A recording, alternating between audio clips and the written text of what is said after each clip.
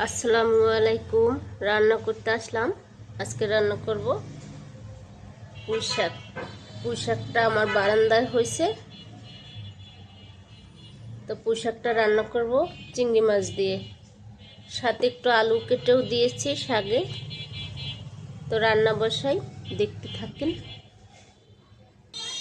বিসমিল্লাহ। কড়াইটা বসাই দিলাম। কড়াইটা রান্না করব। তেল দিয়ে দিলাম। বিসমিল্লাহ। পেঁয়াজ কুচি,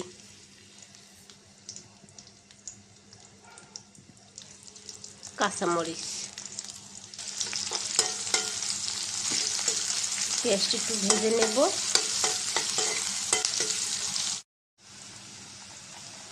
দিয়ে দিলাম চিংড়ি মাছ। চিংড়ি মাছটাও ভেজে নেব একটু হালকা করে।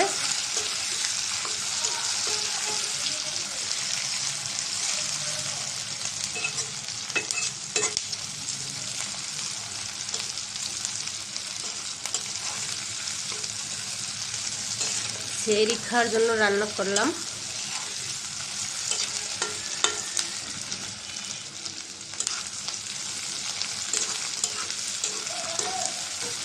একটু শাক সবজি দিয়ে ভাত খাওয়া যায়, এই জন্য পুঁই শাকটা চিংড়ি মাছ দিয়ে ভোর রাতের জন্য রান্না করে রেখে দিব।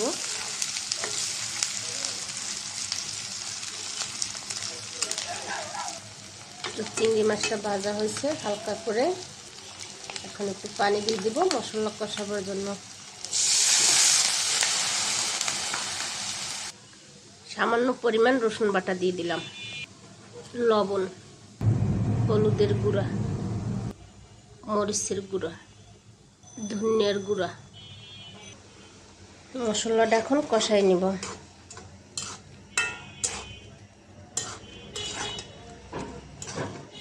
সাথে চিংড়ি মাছটাও কষাই নিব।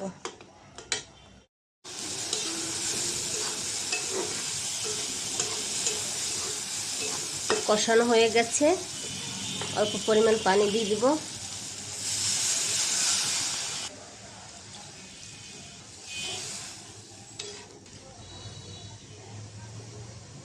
দিয়ে দিলাম পুঁই শাক আর আলু।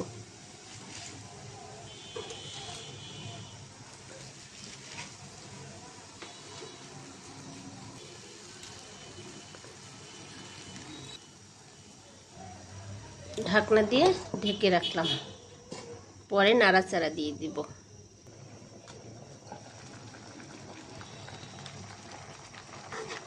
নাড়াচাড়া দিয়ে দিলাম।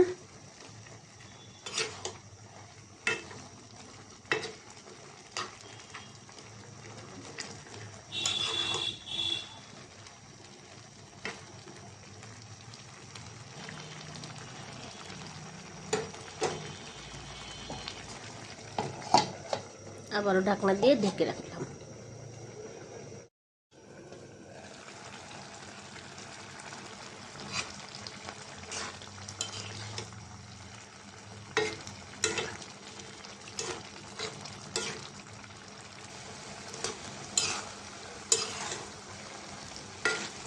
তো পুঁই শাকটা হয়ে গেছে, নামিয়ে নিব। এখন বাটিতে তুলে নিব শাকটা।